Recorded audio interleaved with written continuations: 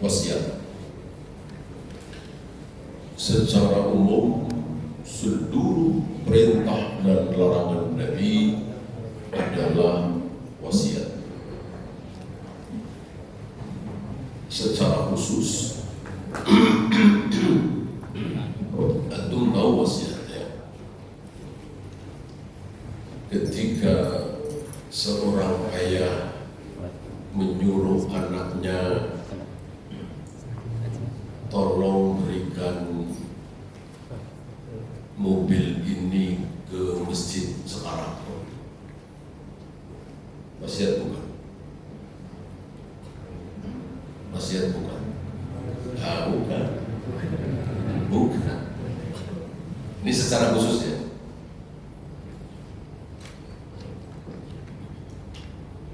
Tolong berikan mobil ayah ini untuk masjid nanti kalau ayah sudah meninggal. Wasiat bukan?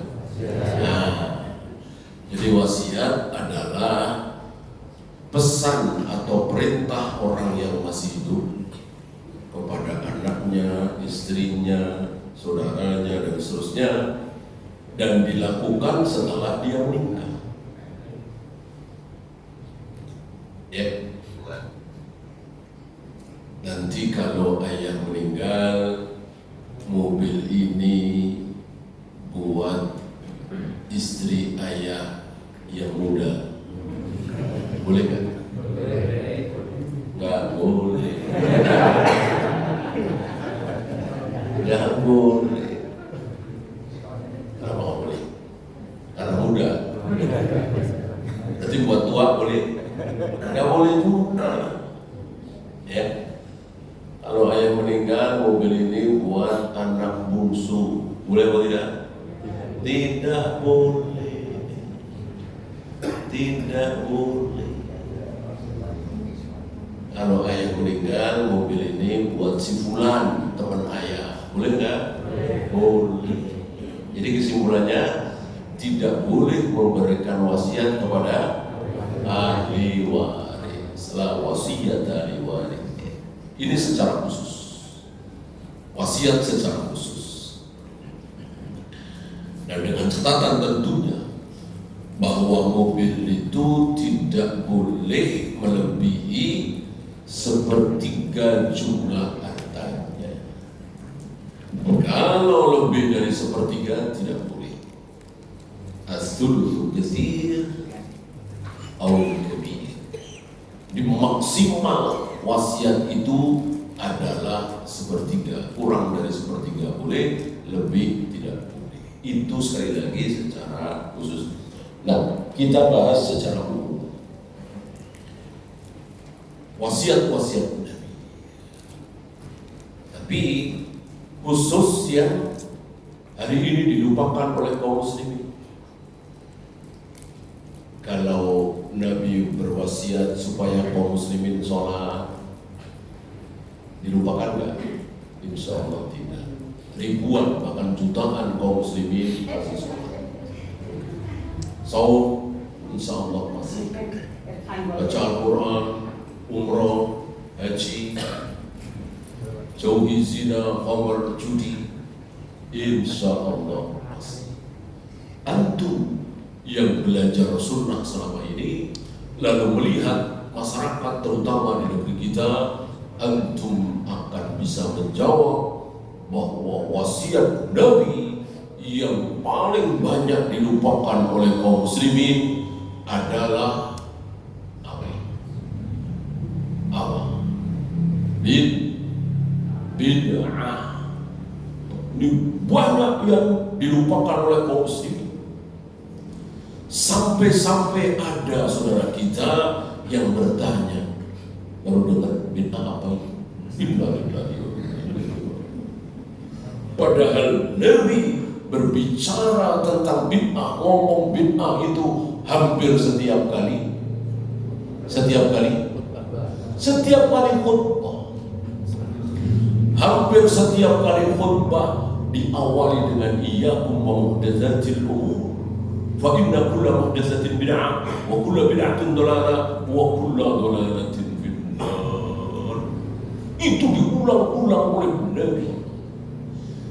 Tiba-tiba hari ini ada seorang tokoh mengatakan nggak ada bid'ah, nggak ada. Apa itu bid'ah? Ya itu nggak bid'ah. Berarti secara tidak langsung si tokoh ini menuduh Rasulullah bukan Nabi, bukan Rasul. Masa ucapannya nggak terbukti? Ucapan Nabi itu pasti terbukti. Dan kita yang belajar sunnah, kita manggut-manggut betapa ucapan Nabi di depan mata kita, terutama di negeri kita ini, luar biasa. Ketika beliau masih hidup sudah ada bid'ah belum? Sampai beliau wafat belum ada bid'ah. Tapi bisa-bisanya beliau berulang-ulang berbicara tentang bid'ah. Setiap kali mengawali khutbah.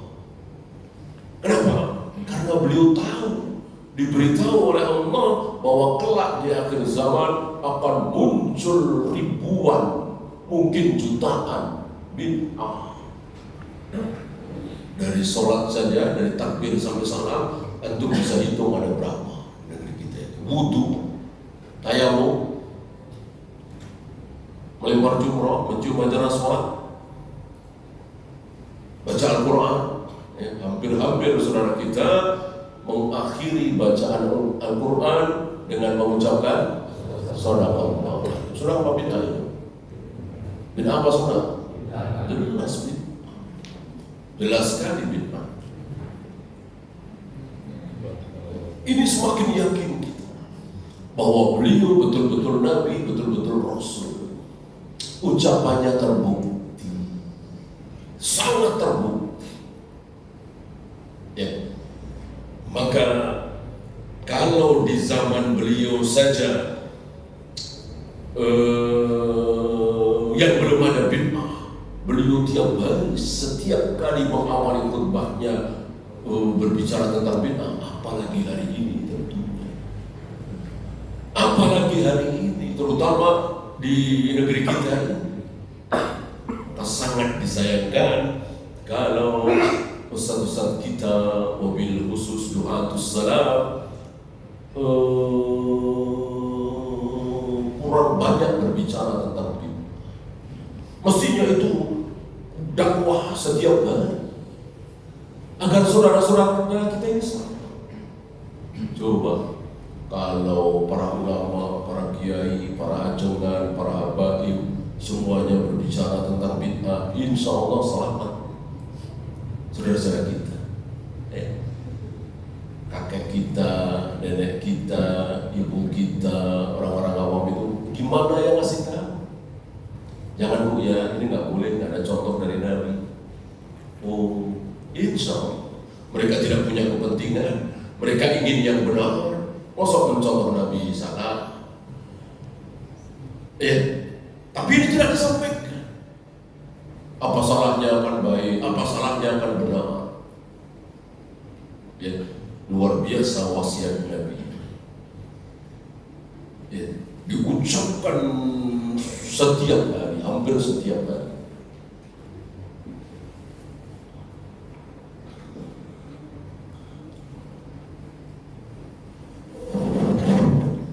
Nah, oleh karena itu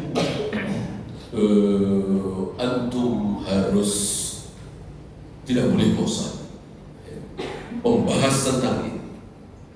Apalagi kalau bid'ahnya itu menyangkut akidah.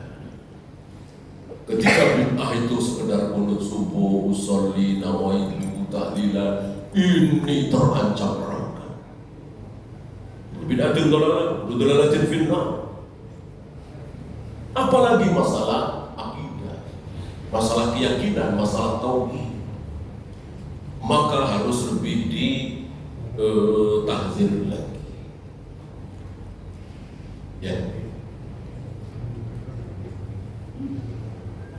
Dan Pakobdir Jawrah, kelak di akhir zaman itu orang-orang yang berpegang kepada sunnahku itu seperti memegang bara api panas. dicaci, dimaki, dihujat, dibilang ini, dibilang itu, siap.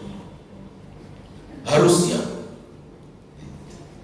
Jangan sampai tidak mau dicaci, dimaki, dihujat, maka dilepas. Kalau dilepas nggak panas lagi dan hilang sunnah. Jangan sampai seperti itu. Sepanjang zaman kita masih nggak ada apa-apanya. Lihat saya udah sholat, keluar masuk penjara, keluar masuk penjara, sampai meninggal di penjara. Lihat Al-Imam An-Nawawi.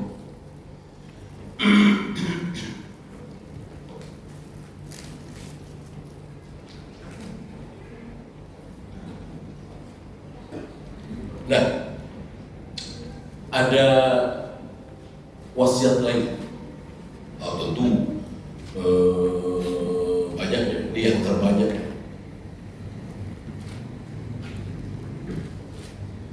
Dan antum harus menggarisbawahi bahwa bid'ah ini hanya ada di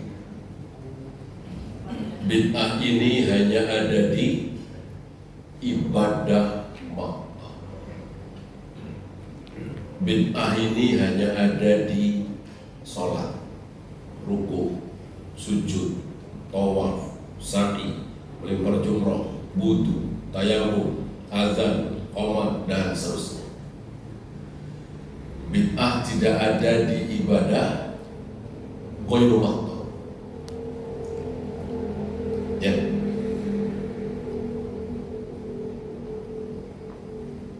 Pakai pesawat ketika pergi haji, pakai sarung ketika sholat, pakai sajadah, mencari nafkah. Ini ibadah ghairu makhluk, tidak ada bid'ah. Kan cari nafkah ibadah, bahkan senyum ibadah.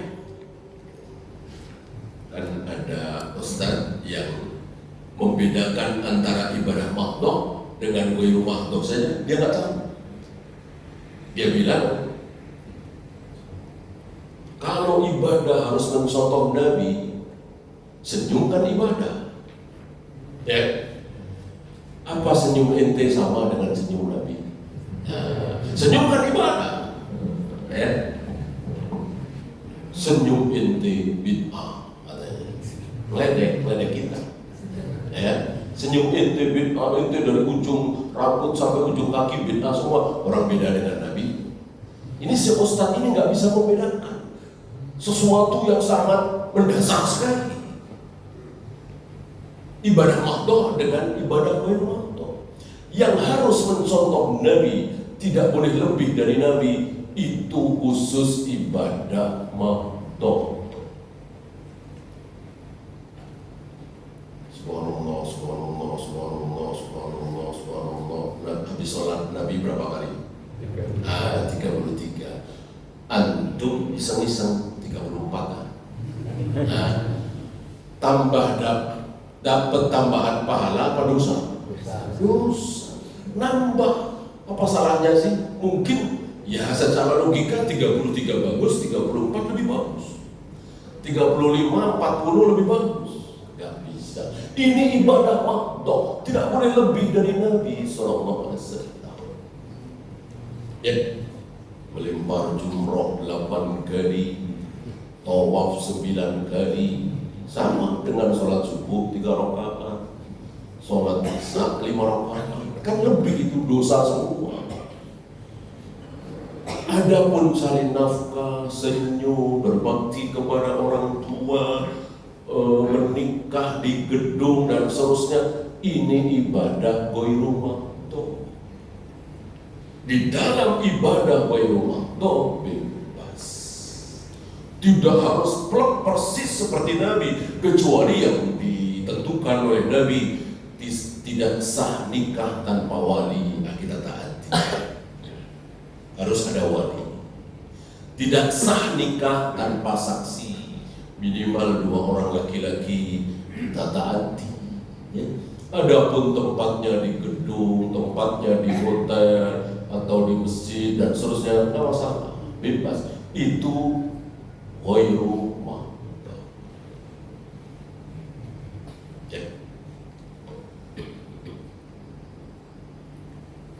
Bagaimana cara membedakan mana yang mahdud, mana yang ghairu mahdud? Ada berapa cara? Ada berapa cara? Oh, kalau mahdud begini-begini, kalau ghairu mahdud begini-begini. Ada berapa cara? Ada 3. Satu, ibadah mahdud tidak bisa. Ibadah mahdud tidak bisa dicerna oleh akal.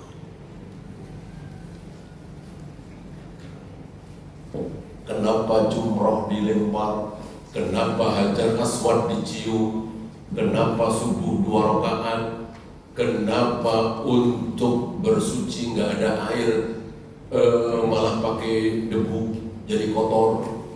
Kenapa salam ke kanan, salam ke kiri? Ada jawabannya? Jangankan kita, Nabi nggak tahu. Kalau Nabi tahu sudah terangkan. Ya, nggak tahu. Nabi beberapa kali menerangkan yang beliau tahu, dikasih tahu oleh Allah. Misalnya tahrikul usbu, asyaddu 'ala syaitan minal hadid.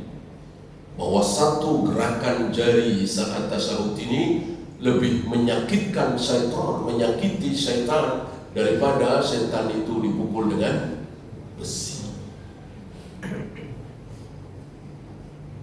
Sedekap seperti ini manfaatnya apa? Gak ada keterangan.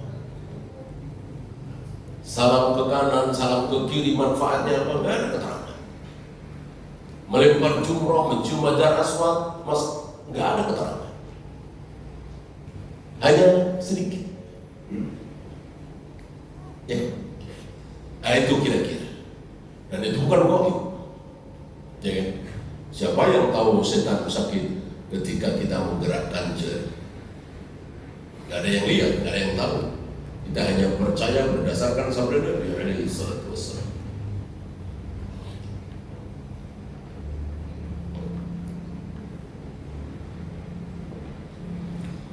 Beda dengan ghairu mahdud.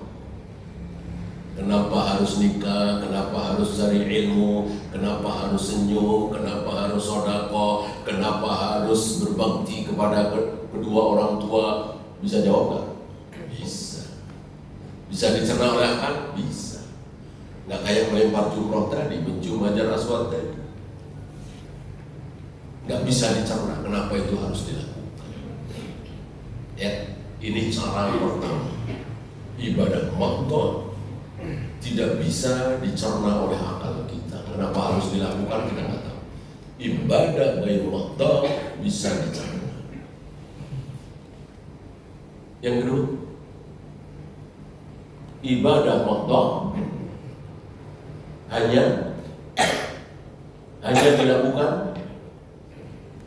dilakukan oleh ibadah mahdud hanya dilakukan oleh, coba mikir dikit, sholat, puasa, lempar jumroh, azan, qomat, tawaf, hanya dilakukan oleh kaum muslim.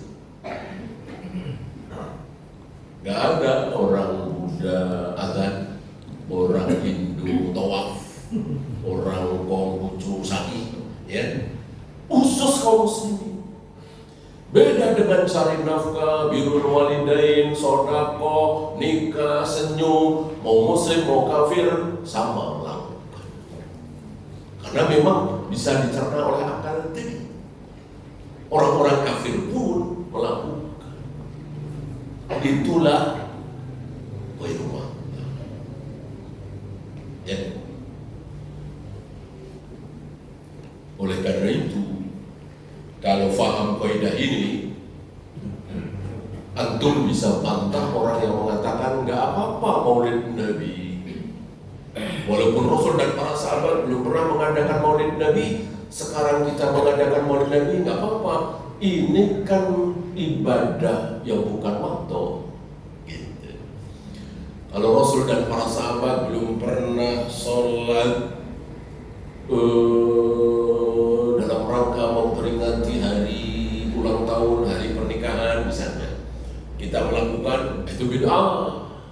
Karena ibadah waktu, kalau maulid Nabi enggak, itu ghairu waktu. Ya. Jawabannya apa tadi? Adakah orang Buddha, Hindu, Konghucu, Yahudi, Nasrani yang merayakan maulid Nabi? Karena sampai hari ini belum ada. Non-Muslim kafir merayakan maulid Nabi. Terbantahkan. Kan ada sebagian saudara kita yang membolehkan merayakan maulid Nabi dengan alasan ini bukan ibadah waktu. Maka Rasul dan para sahabat tidak melakukan, kita boleh melakukan. Sebagaimana Rasul dan para sahabat tidak pernah nikah di KUA pakai surat nikah, kita boleh, karena itu ghairu waktu. Sebagaimana Rasul dan para sahabat belum pernah nikah di gedung, di hotel, kita nikah di gedung, di hotel, boleh, karena itu ghairu waktu. Maka maulid Nabi juga seperti itu, ghairu waktu, batal dengan kaidah. Maka betapa nikmatnya mengetahui kaidah. Ya. Satu lagi, apa perbedaan ibadah waktu dengan ghairu waktu?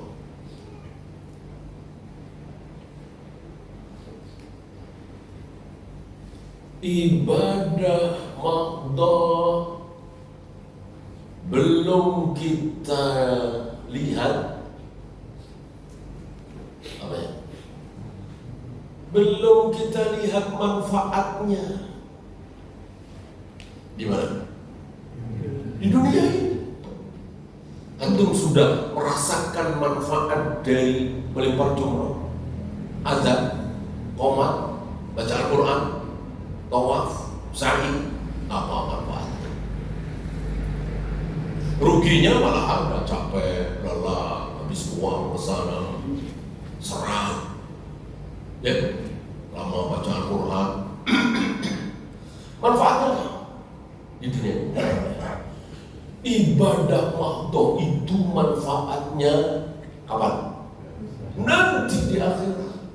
Pahala, ridho Allah, surga itu hanya kelihatan nanti di akhirat. Belum kita rasakan di dunia, belum kelihatan. Orang yang diridhoi oleh Allah dengan orang yang dimurkai oleh Allah duduk bareng, berdampingan, satu muslim yang taat, satu kafir, ya. Kelihatan bedanya, ya. Kadang yang kafir lebih gagah, lebih sehat, lebih banyak uangnya. Karena manfaat ketaatan kepada Allah, ibadah Allah itu nanti di akhir. Beda dengan ghairu waktu. Begitu antum sedekah, begitu antum cari nafkah, begitu antum nolong orang, langsung kelihatan manfaatnya. Yang tadinya lapar sekarang bisa makan. Yang tadinya tidak bisa keluar dari rumah sakit karena belum bayar, kita tolong, akhirnya langsung bisa pulang, dan seterusnya dan seterusnya. Nah, jika antum mendapati satu perbuatan kok tidak bisa dicerna oleh akal, satu saja, nggak harus tiga-tiganya, satu saja, kok tidak bisa dicerna oleh akal, haram antum lakukan, nggak boleh. Jangan sekali-kali antum melakukan perbuatan yang akal nggak bisa cerna kenapa itu harus dilakukan, nggak boleh.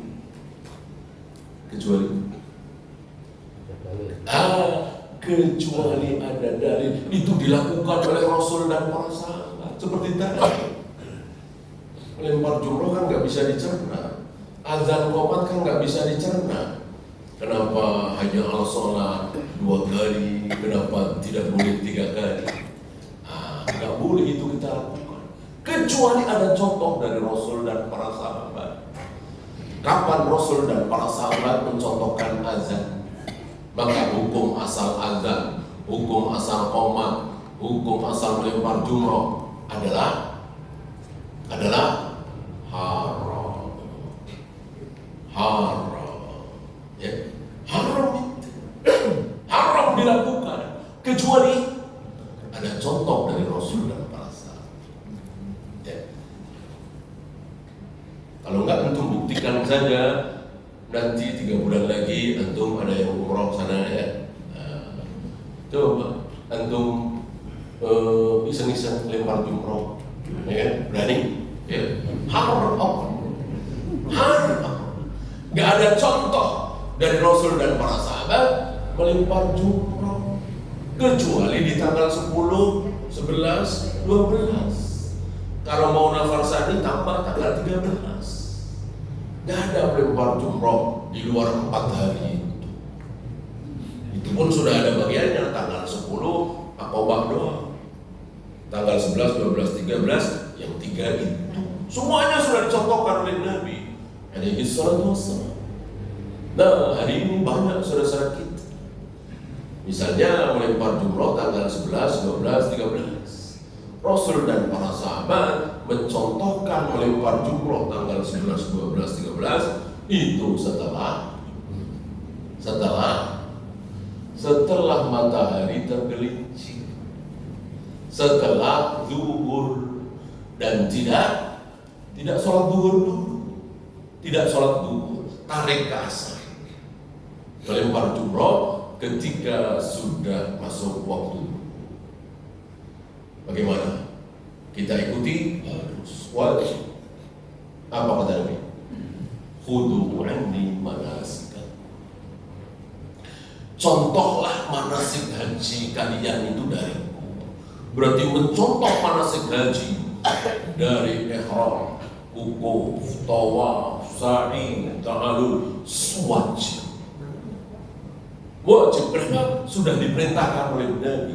Sebagaimana Nabi menunjuk dengan jari, kita ikut menunjuk dengan jari saat tasyahud. Wajib apa tidak? Wajib. Kenapa wajib? Karena disuruh orang Nabi, sallu kama ra'aitumuni usolli, sholatlah kalian persis seperti cara sholat. Jadi mengikuti tata cara sholat Nabi wajib. Kecuali yang dinyatakan oleh Nabi tidak wajib. Ketika Nabi diam saja, tapi Nabi selalu menunjuk dengan jari saat tasyahud, wajib. Nabi selalu salam ke kanan ke kiri, wajib. Kecuali pernah ditinggalkan atau sering ditinggalkan oleh Nabi, tentu tidak wajib. Apa misalnya? Duduk istirahat. Duduk istirahat itu sering dilakukan oleh Nabi, sering ditinggalkan oleh Nabi, maka menjadi tidak wajib, ahyanan istilahnya. Dan kita para makmum wajib duduk istirahat. Kalau imam duduk istirahat, ju'ilal imam liyutamma bihi, imam harus diikuti. Sebaliknya, makmum haram duduk istirahat. Ini fatwa Syekh Albani ya, mempertegas ju'ilal imam liyutamma bihi.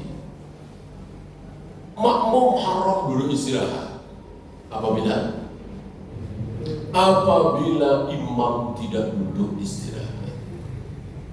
Karena kan menyalahi sabda Nabi, ju'ilal imam liyutamma bihi, imam harus diikuti. Orang nggak duduk istirahat kok, dia duduk istirahat. Karena imam yang benar harus kita ikuti. Imam yang berbuat salah bid'ah nggak boleh kita ikuti. Menurut subuh bid'ah apa tidak? Jelas, boleh diikuti. Yang nggak boleh bid'ah kok diikuti. Antum tahu siapa yang mengatakan kunut subuh bid'ah? Sahabat. Aibunaya muhdas. Ketika seorang anak bertanya kepada ayahnya tentang kunut subuh, dijawab aibunaya muhdas. Wahai anakku, kunut subuh itu muhdas. Muhdas itu bid'ah. Kullu muhdasatin bid'ah. Bolehkah diikuti? Ya nggak boleh. Orang bid'ah kok diikuti. Kalau dengan alasan imam harus diikuti, kemudian kunut subuh juga harus diikuti, ngangkat tangan, ya konsekuen dong.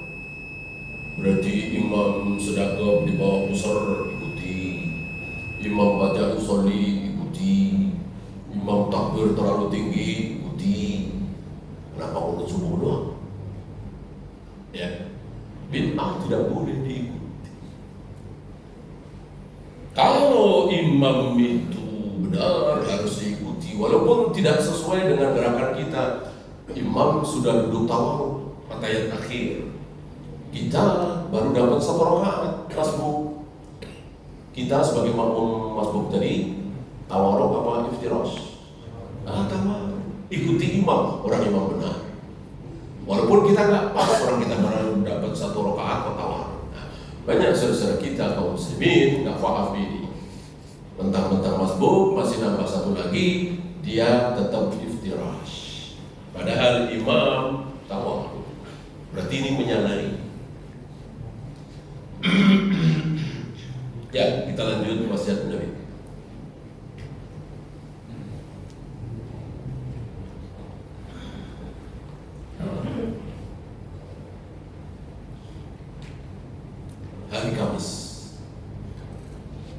Hari Kamis,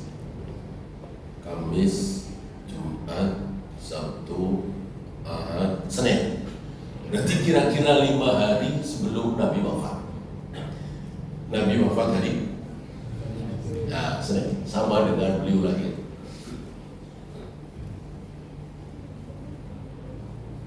Dan tanggalnya ketahuan. Ya. Nabi wafat tanggal 12 Rabiul Awal. Ketika Nabi wafat, hampir semua sahabat manusia kaum muslimin yang ada di Madinah dan sekitarnya yakin. Karena ini wafatnya manusia termulia di muka bumi. Maka tidak ada perselisihan di antara ulama bahwa beliau wafat 12 Rabiul Awal. Adapun beliau lahir, ketika beliau lahir, ada yang tahu nggak? Kalau beliau ini calon manusia termulia di muka bumi, ada yang tahu nggak? Ya nggak ada. Sama dengan bayi-bayi yang lain, nggak ada yang tahu, hanya Allah yang tahu. Kan begitu. Maka ketika Nabi lahir dicatat nggak? Kalau sekarang kan ya semua orang dicatat kan. Hari itu nggak ada. Pencatatan lahir itu bukan sesuatu yang penting. Buat apa? Buat apa? Karena acara ulang tahun juga nggak ada hari itu. Buat apa? Oleh karena itu para ulama berselisih kapan beliau lahir. Adapun beliau wafat tidak berselisih 12 Rabiul Awal. Adapun beliau lahir berselisih antara 8 Rabiul Awal, 12 Rabiul Awal, 18 Rabiul Awal, bahkan ada yang berpendapat di luar Rabiul Awal. Nah, saudara-saudara kita yang merayakan Maulid Nabi ini berdasarkan apa? Orang para ulama berselisih. Jangan-jangan, ini jangan-jangan ya. Merayakan Maulid Nabi itu kan bersenang-senang. Namanya merayakan, ya kan?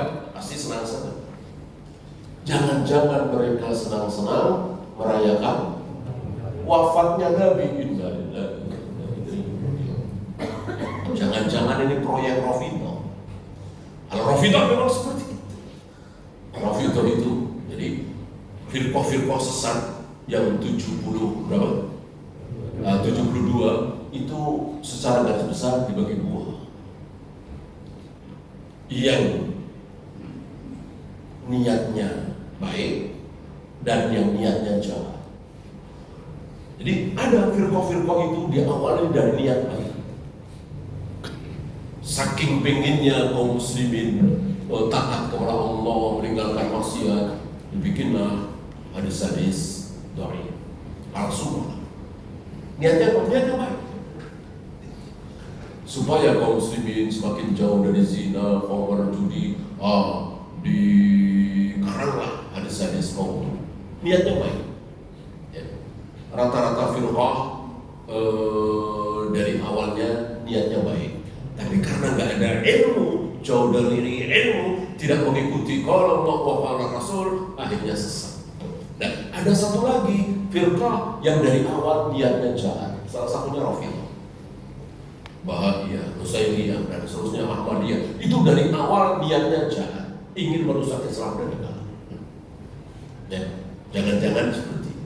Nah, kembali ke hari Kamis, 5 hari sebelum beliau wafat. Ini betul-betul wasiat terakhir.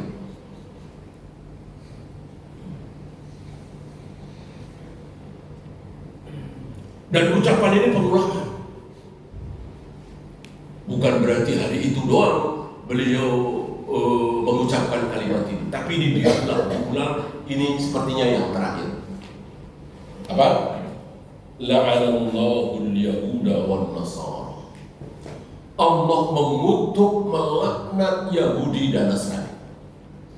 Kenapa? Ittakhadhu qubur anbiya'ihim masajid. Karena mereka Yahudi dan Nasrani menjadikan kubur-kubur para nabi menjadi masjid, tempat ibadah. Hari ini rupanya banyak saudara kita yang lupa wasiat ini. Ya, bahkan sebagiannya dengan bangganya menguburkan ayahnya, menguburkan ibunya, menguburkan kakeknya di masjid. Padahal gara-gara itulah Allah mengutuk Yahudi dan Nasrani. Padahal Nabi. Ya, apalagi yang bukan Nabi tentu lebih terkutuk lagi. Ini Nabi. Karena antara masjid dengan kuburan tidak boleh sama, tidak boleh satu tanah. Bahkan kita dilarang menyamakan rumah kita dengan kuburan. La taj'alu buyutakum maqabir. Jangan kalian jadikan rumah-rumah kalian seperti kuburan. Oleh karena itu, agar rumah kalian tidak seperti kuburan, bacalah Al-Baqarah, bacalah Al-Quran di rumah kalian. Sholatlah, maksudnya sholat sunat ya. Sholat wajib bagi laki-laki tentu di masjid. Ya. Kenapa? Berarti di dalam kuburan tidak ada. Di dalam kuburan tidak ada bacaan Quran. Di kuburan tidak ada sholat. Karena kalau rumah kita tidak pernah dibacakan Al-Quran, berarti rumah kita seperti kuburan. Berarti di zaman Nabi gak ada orang baca Al-Quran di atas kubur. Baca Al-Quran di masjid, di rumah, dan dimanapun, jangan di kuburan. Lihat, wasiat ini justru dibalik oleh saudara-saudara kita kaum muslimin. Di rumah jarang baca Al-Quran, di masjid jarang baca Al-Quran. Begitu ziarah ke kuburan, bawa Quran. Nah, luar biasa, setan itu menjungkir balikkan syariat. Dan itu memang kerjaan setan seperti itu. Kalau nggak ada setan nggak apa-apa. Ya, kerjaan setan seperti itu. Apa yang disukai oleh Allah dibikin benci. Apa yang dibenci oleh Allah dibikin suka. Tazyinul amal, menghiasi amal maksiat itu seolah baik. Dan itulah syubhat. Beda dengan berzina, minum khamr, berjudi, mencuri, membunuh, korupsi. Syubhat bukan? Syubhat bukan? Bukan. Jangankan yang ngaji, yang nggak ngaji juga tahu kalau itu dosa. Yang ahli maksiat juga tahu. Apakah para pelacur itu tahu, sadar kalau itu dosa pasti? Apakah para koruptor, pezina, penjudi, pemabuk tahu kalau itu dosa? Tahu. Itu bukan syubhat. Yang syubhat saudara kita, sholat, zikir, baca Al-Quran, tawaf, sa'i, tapi bid'ah, tapi terancam neraka. Kasihan sekali, sangat kasihan sekali. Ya.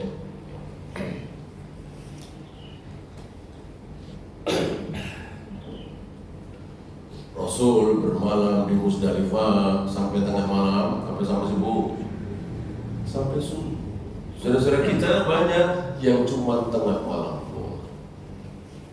Bahkan ada yang ngakali, ya, lempar jumroh 2 hari kan, ya namanya 2 hari kan, Senin dan Selasa, gitu ya. Ini ngakali, apa? Jam 12 malam. Mereka lupa bahwa syariat Islam pergantian hari itu bukan jam 12 malam. 12 malam itu kan rekayasa, kesepakatan internasional barangkali atau nasional. Syariat Islam Allah dan Rasulnya membatasi pergantian hari itu adalah tenggelamnya matahari. Jadi sekarang hari Senin ya, nanti maghrib matahari tenggelam, berarti sudah Selasa. Sudah bukan Senin lagi, Selasa, malam Selasa, bukan Senin malam, tapi malam Selasa. Sudah nggak ada Senin lagi. Ketika matahari sudah tenggelam nanti, udah nggak ada Senin lagi, udah Selasa. Ya, ini direkayasa pergantian hari itu jam 12 malam. Maka mereka melempar jumroh sebelum jam 12. Nanti setelah lewat jam 12 melempar jumroh lagi. Jadi 2 hari. Ini kalau Yahudi istilahnya apa? Kalau Yahudi istilahnya apa? Hilah. Ini kelakuan Yahudi seperti ini. Jadi dalil itu diakan.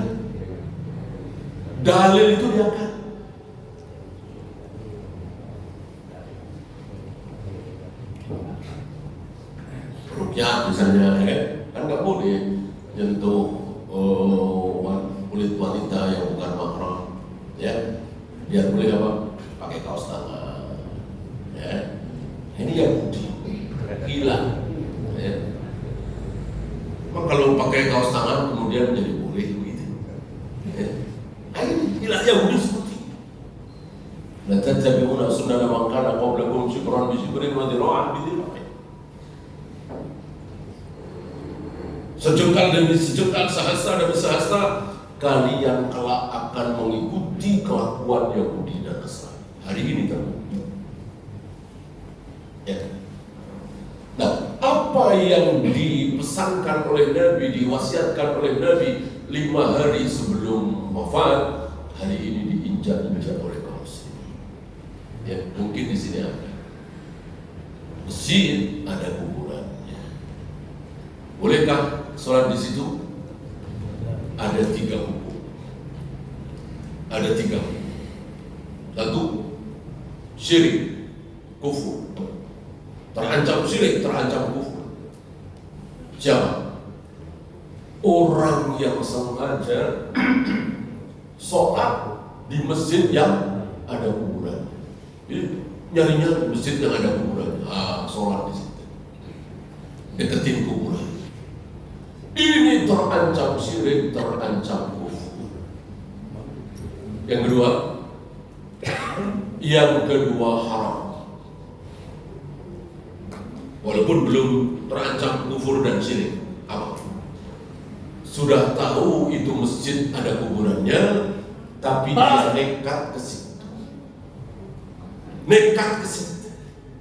Padahal dia sudah tahu. Nah, yang ketiga boleh, sah. Apa? Dia sudah sholat, sudah takbiratul ihram, taruhlah sudah qomat, baru tahu melihat dengan ujung matanya.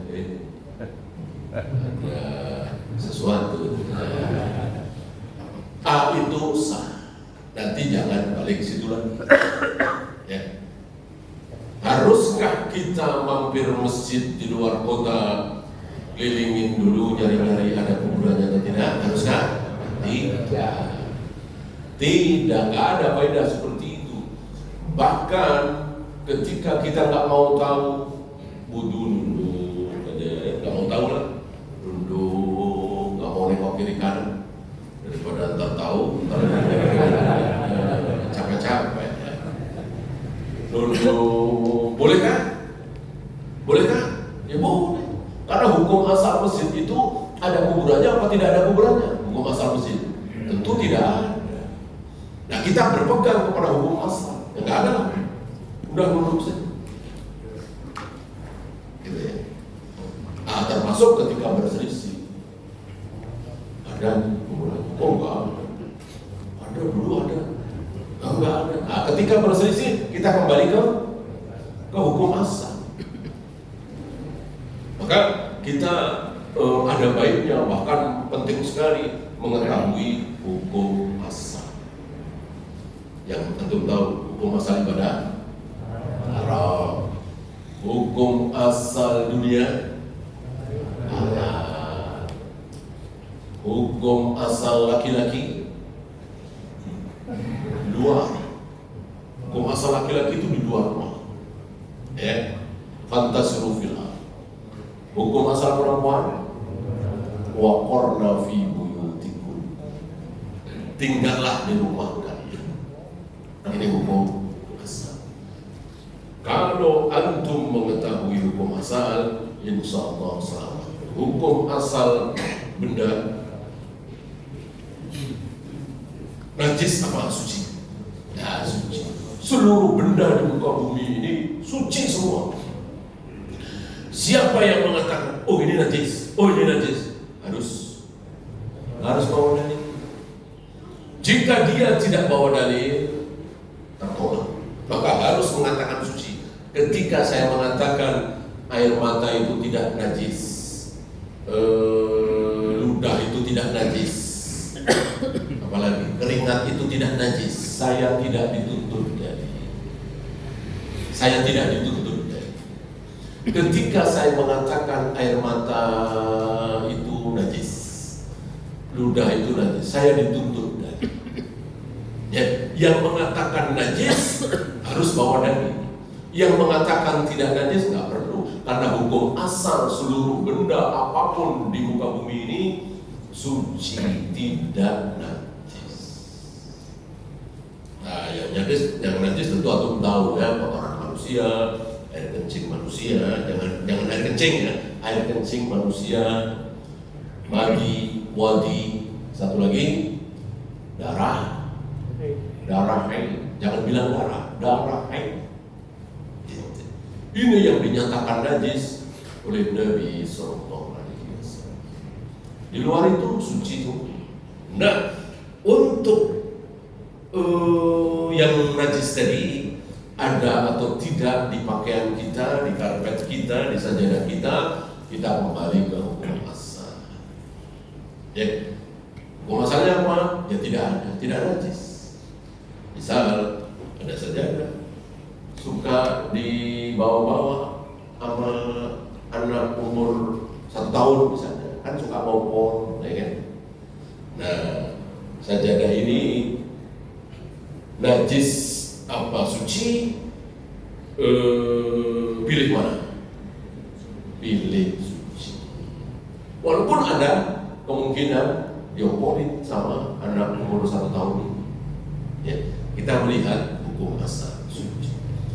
Kecuali jelas-jelas ada warna najisnya, warna kencingnya, atau bau kencingnya, atau basah kencingnya, bau rasa wangi. Ya.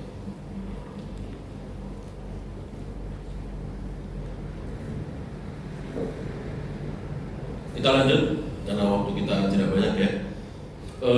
Takhrijul min jaziratul Arab ini yang belum terlaksana ya. Ini wasiat Nabi bukan dilupakan lagi, belum terlaksana. Apa? Mengeluarkan seluruh orang kafir dari Jaziratul Arab. Ini belum terlaksana. Pada waktunya insya Allah akan terlaksana. Ya. Ada beberapa keinginan Nabi yang belum terlaksana. Salah satunya merombak Ka'bah. Kan Nabi pernah bersabda kepada Aisyah, kalau seandainya bukan kaummu, maksudnya para wanita ya, akan aku rombak hijir Ismail, akan aku tinggikan sejajar dengan Ka'bah.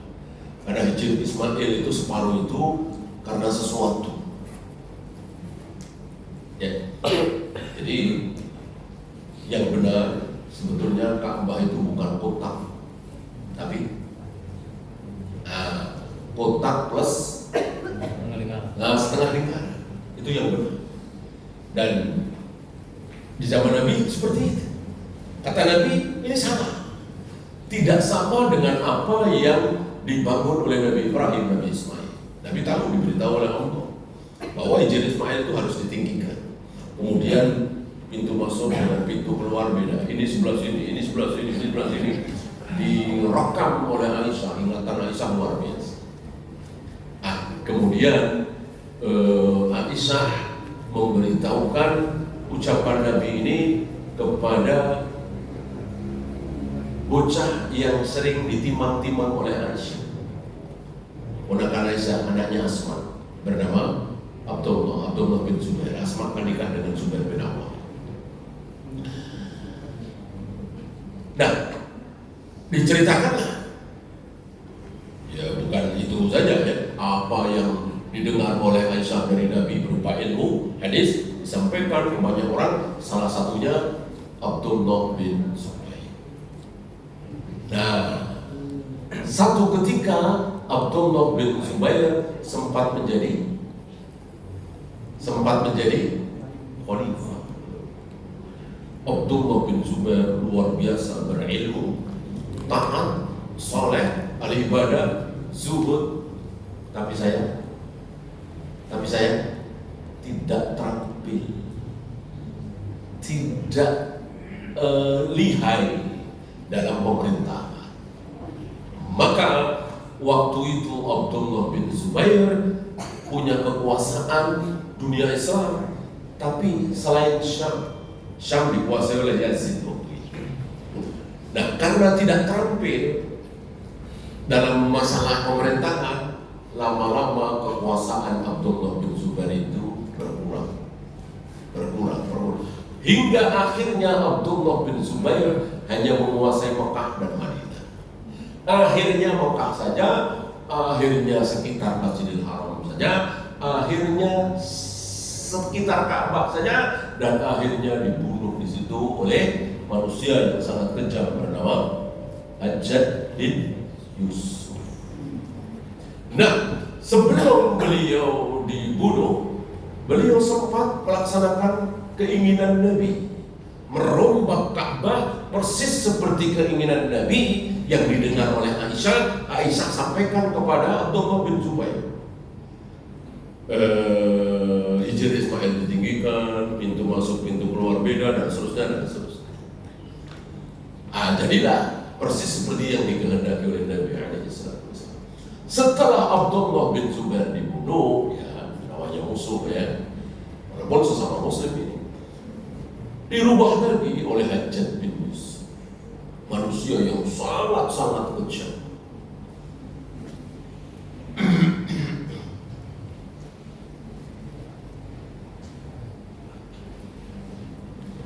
Adapun wasiat yang ini, takhrijul kufar min Jaziratul Arab, mengusir seluruh orang kafir dari Jaziratul Arab, sampai hari ini belum terlaksana. Kita masih melihat Jeddah termasuk Jaziratul Arab apa bukan? Jelas. Taif termasuk Jaziratul Arab? Iya. Bahkan sampai Yaman, Qatar, Bahrain, itu Jaziratul Arab. Mestinya nggak boleh ada orang kafir. Itu pesan Nabi SAW. Belum terlaksana. Ya. Pada satu ketika akan terlaksana. Wabil khusus ketika kaum muslimin dipimpin oleh seorang yang sangat soleh, sangat alim, namanya seperti namaku dan nama ayahnya seperti ayahku. Berarti namanya siapa? Muhammad bin Abdullah. Namanya persis seperti nama beliau, nama ayahnya persis seperti ayah beliau. Muhammad bin Abdullah bergelar Al-Mahdi atau Imam Mahdi. Kapan? Hanya Allah yang tahu. Yang jelas ini belum terjadi. Oleh karena itu haram bagi kita putus asa sebagaimana para tokoh itu. Gimana? Kita mau lawan Yahudi, gimana? Kita mau lawan Amerika, gimana? Kita mau lawan Eropa, nggak boleh putus asa seperti itu. Ya, nanti Yahudi dan Nasrani akan lari tunggang dari kejaran kaum muslimin. Bahkan mereka bersembunyi di balik batu, di balik pohon. Itu pohon-pohon bisa bicara. Ya Muslim, walau ia utfaqulhu. Wahai Muslim, ini di belakang gua ada Yahudi, bunuhlah. Pohon-pohon bisa bicara. Kecuali pohonnya. Ya. Satu lagi. Ini wasiat kepada Ali. Antum tahu ketika Rasulullah berwasiat kepada satu orang berarti itu umum untuk semua orang. Ya. Di sini ya seperti wasiat tidak boleh lebih dari sepertiga harta, itu kan perintah Nabi kepada Sa'ad bin Abi Waqqas. Apakah kita juga kenal? Ya kenal. Ya.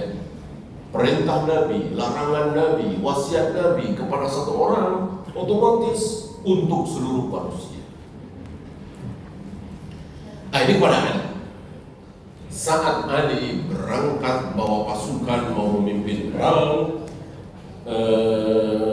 Nabi berwasiat, "Alla ada qabran musrifan illa sawaitu." Ali mengatakan bahwa aku tidak boleh membiarkan kuburan yang tinggi menjulang semeter, setengah meter, apalagi 2 meter. Aku tidak boleh membiarkan. Ini wasiat Nabi, harus diratakan kecuali sejengkal.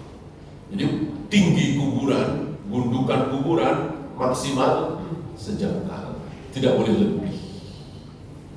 Ini pun wasiat Nabi yang banyak dilanggar oleh kaum muslimin. Hari ini kita lihat sebagian kuburan meninggi.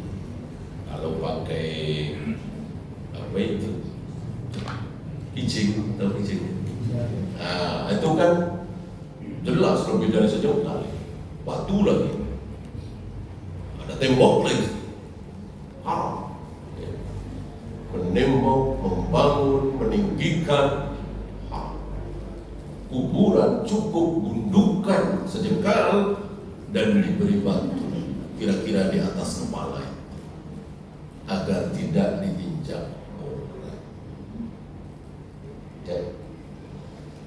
Ya, itu saja. Ada pertanyaan? Silakan.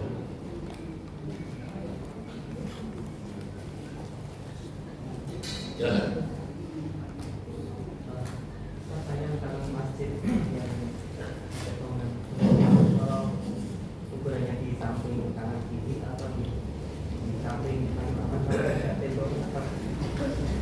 Kalau pagar iya, kalau tembok dinding masjid tidak boleh. Seperti hampir semua masjid, seperti masjid kita ini kan ada dindingnya.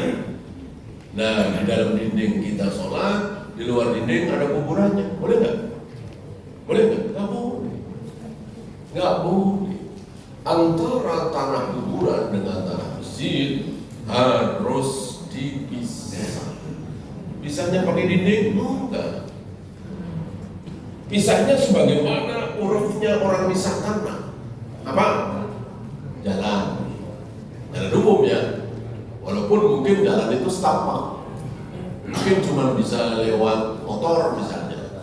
Sebelah sini masjid, tanah masjid, sebelah sana tanah kuburan, karena dipisah oleh jalan. atau kali, walaupun kali itu kecil. Kalau nggak ada, ya harus dipagar. Biasanya orang membatasi tanah itu kan pakai pagar. Jadi sebelah sini tanah masjid, sebelah sana pagar, tanah kuburan. Adapun satu tanah nggak boleh. Ya misalnya untuk tahu masjid Istiqlal kan besar sekali itu, pojokan halaman sampai itu ada kuburannya di pojokan itu. Boleh? Tidak boleh. Masih satu area, satu tanah. Intinya tanah kuburan dengan tanah masjid harus dipisah.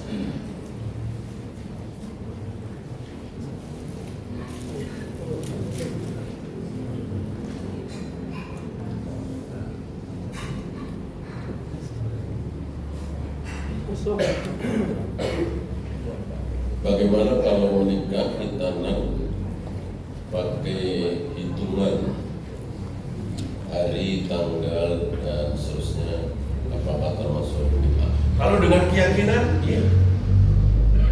Kalau dengan keyakinan, iya. Kalau tanpa keyakinan, tunggu ya, saya cari tanggal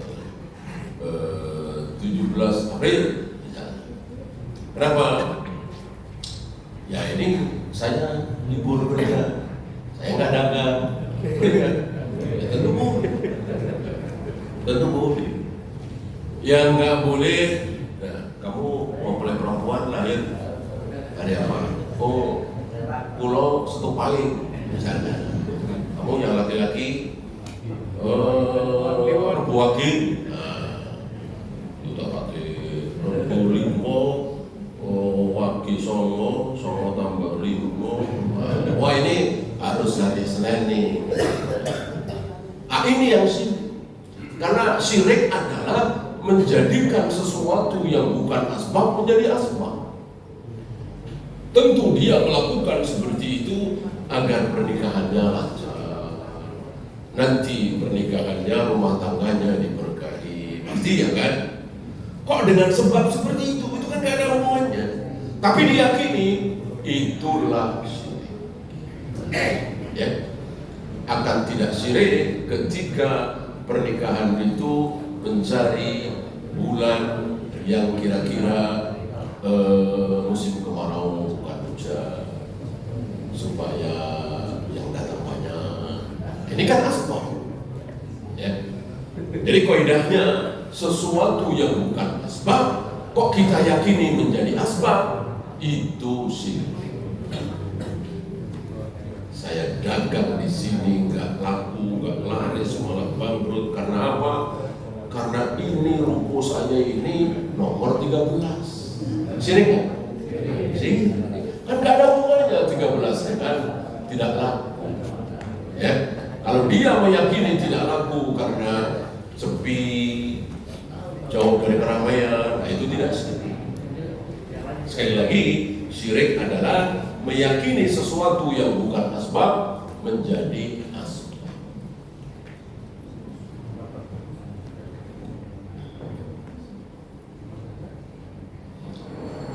Misal keluarga terdekat meninggal, kemudian melakukan tahlilan di rumah, sedangkan saya sudah tahu bahwa itu bid'ah. Saya sudah menasihati namun tidak digubris. Bagaimana sebaiknya? Yang penting tidak ikut membantu dalam bentuk apapun. Wala ta'awanu 'alal itsmi wal 'udwan. Haram kita membantu segala sesuatu yang berbentuk bid'ah dan maksiat. Maksiat belum tentu bid'ah, bid'ah pasti maksiat. Maksiat belum tentu bid'ah. Ya seperti berzina, minum khamr, berjudi, ini kan maksiat. Apakah itu bid'ah? Tidak. Adapun semua bentuk bid'ah pasti maksiat.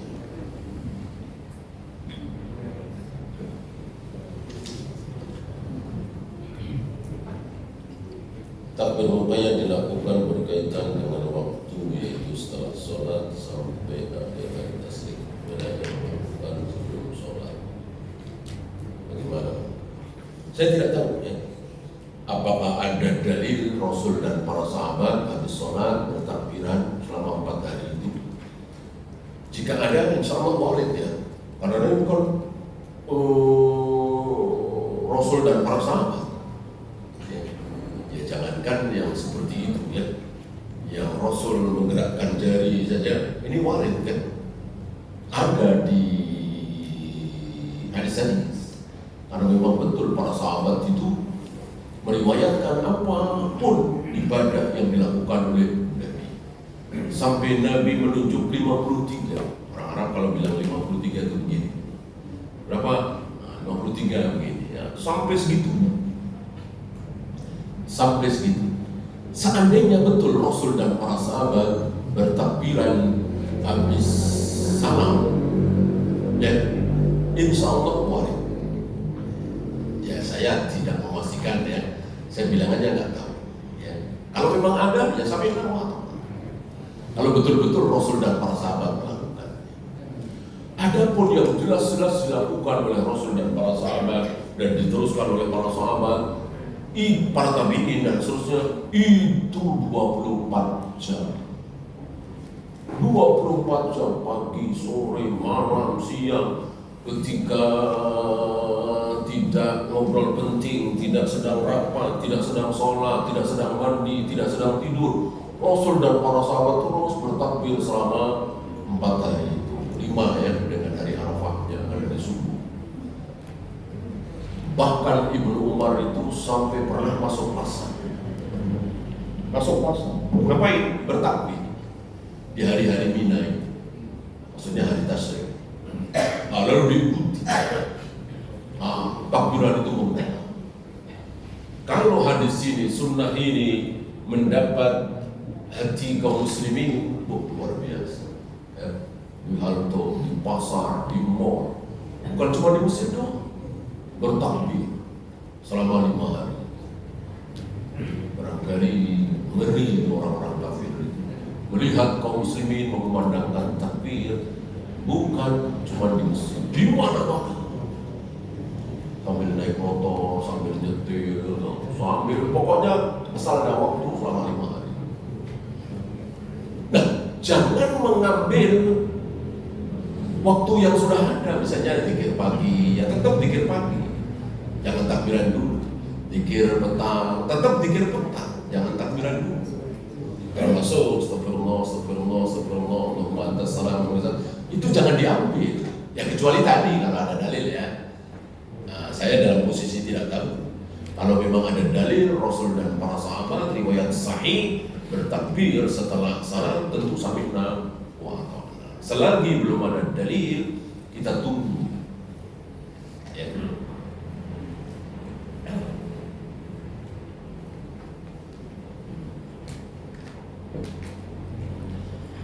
Bagaimana cara menasihati anak laki-laki yang malas sholat berjamaah? Jangan cuma nasihat ya. Kalau teman tetangga mungkin nasihat. Kalau anak-anak tidak cukup dengan nasihat. Ya, tidak cukup. Kalau anak kita sekali nasihat langsung nurut, alhamdulillah sekali. Kalau dinasihati tidak nurut, kita punya sesuatu, orang kita bapaknya, ibunya, misal dijewel, misal dicubit. Ini hal yang biasa seperti itu. Ya. Nah, kalau masih nggak mau, nggak bisa, bahkan sampai SMP, SMA, kuliah, ada aja, lakukan aja. Ya.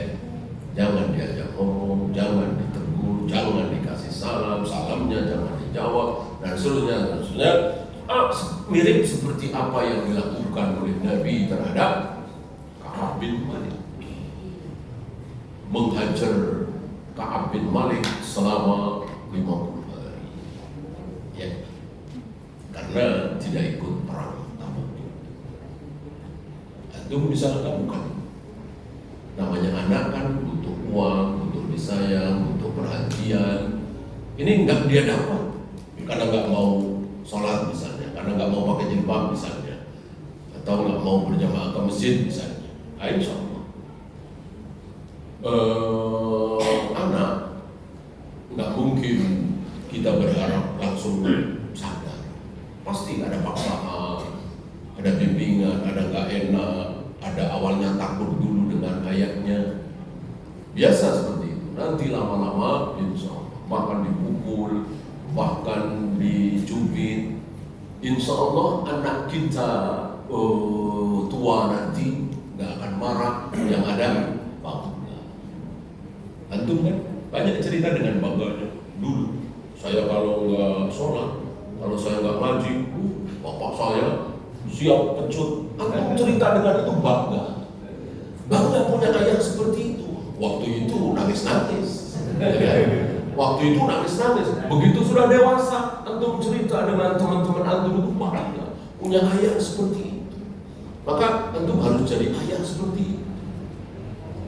Nangis-nangis luar biasa anak kita sekarang. Nanti ketika dewasa, dia bersyukur, dia bangga.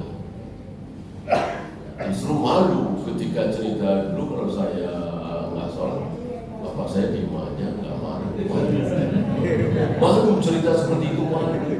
Ya, nah, jangan sampai nanti anak-anak antum malu punya ayah seperti antum karena mendiamkan anak-anak antum tidak sholat, tidak pakai jilbab, tidak berjamaah, dan seterusnya. Habis? Ya.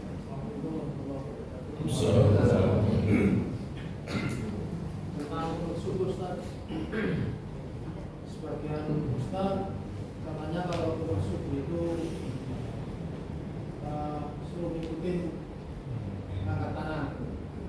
Ada juga sebagian Ustaz katanya nggak boleh ikut angkat tangan. Gimana Ustaz? Saya kira sudah dibahas tadi ya. Bagaimana kita suruh ngikutin sementara ada sahabat yang mengatakan itu bid'ah. Masa bid'ah diikuti? Ya, apa iya kita lebih pintar dari sahabat? Sahabat dengan tegasnya mengatakan itu bid'ah, dan ketika sahabat ini mengatakan bid'ah, sahabat-sahabat yang lain ada yang dengar nggak? Banyak, dan diam. Nggak ada kata siapa bid'ah. Nggak, diam tuh. Artinya setuju bahwa kunut subuh ini bid'ah. Nah, ketika bid'ah, kok kita ikuti? Nah, kalau itu diikuti, ya yang lainnya juga harus diikuti dong, sama-sama bid'ahnya. Sorry. Ya, tadi sedekah di bawah pusar atau nggak sedekah, atau takbir tinggi di atas kepala, harus diikuti semua. Ya. Jadi imam itu harus kita ikuti kalau benar. Kalau salah, kalau bid'ah tidak boleh kita ikuti. Misalnya ya, antum sholat maghrib jamaah, udah mestinya air, imam naik, ya lupa kita subhanallah, dia enggak, mungkin terlalu pede kali ya, pede atau terlalu budak ya. Antum ikut jangan, antum ikut naik jangan, mana ada sholat maghrib 4 rakaat, salah kan? Nah, antum tunggu dengan sabar, karena dia nggak sadar atau salah ya. Antum tunggu sambil duduk tawar gitu, sampai dia salah, kita ikut salah.